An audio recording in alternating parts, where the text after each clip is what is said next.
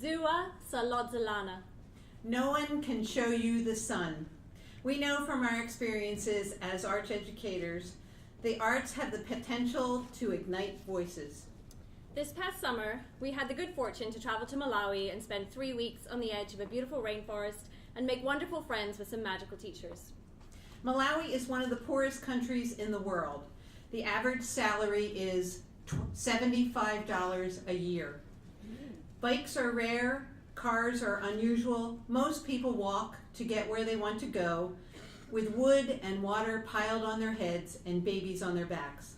Many homes are without power or running water, but seeing cell phones was not uncommon. We traveled with Go Malawi, a foundation based in Hebron, Maine. They're here, they support the work and the ideas of these young people who are there on the ground working to reduce poverty and improve their own local communities. You see the director and many of the people that work in the school in the last slide.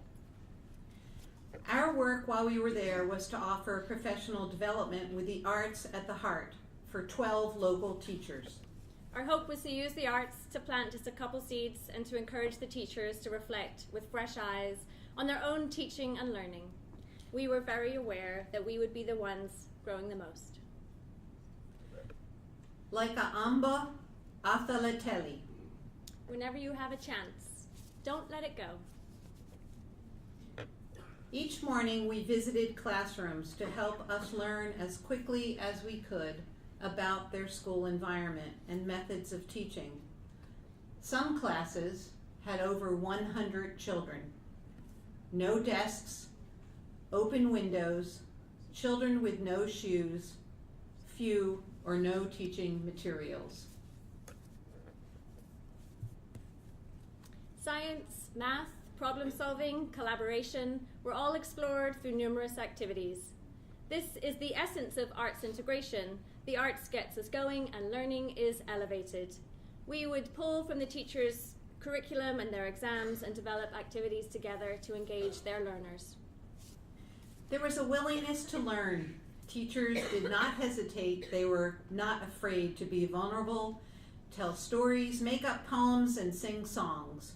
This was unique compared to any other work we have experienced in the U.S. as facilitators or as learners. Building trust and connections was key to the success, and the collaborative spirit rose when the teachers recognized each other's contributions and voices. And it was successful because we all worked hard and we were committed to learning ourselves. Ulendo Unga.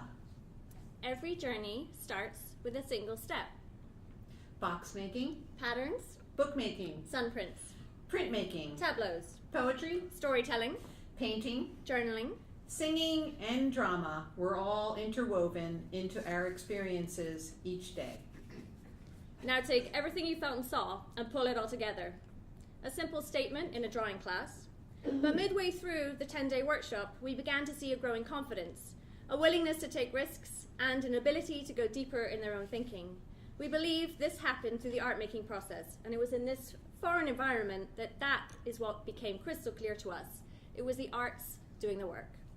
Each day, the teachers experimented with different media and also worked on an individual fabric arts project, a quilt they designed to support specific curriculum in their classrooms.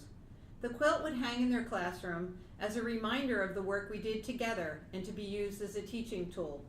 Without power, the quilts were sewn together on a treadle machine. At the end of the workshop, we asked the teachers their thoughts.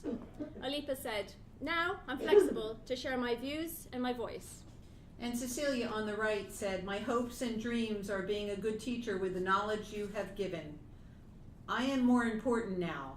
I will be more than I was." We gathered as a community, elders, chiefs, students, and locals, to celebrate the accomplishments, both large and small, of the teachers. We began to think when it was over, it was really just the beginning. It was clear we wanted to keep supporting these teachers, now our friends and colleagues.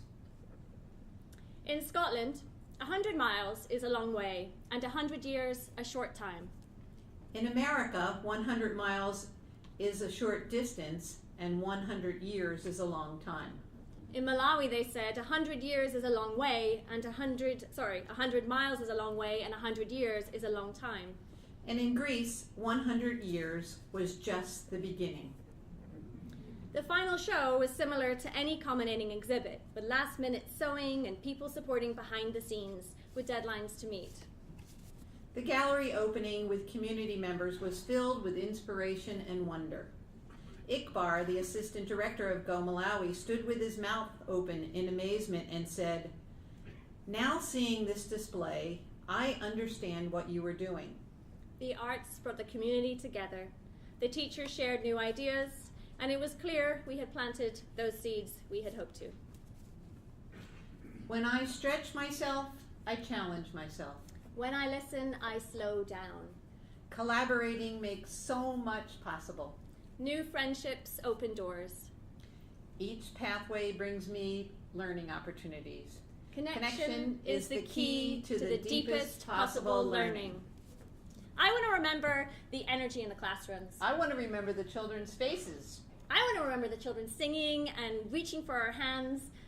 And I want to remember the open hearts of the teachers.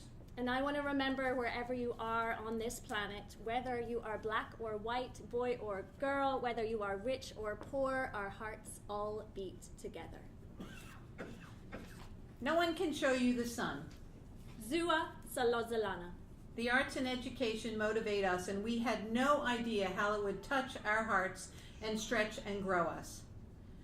If you or someone you know would like to help continue this work, please let us know. Zua Salozalana.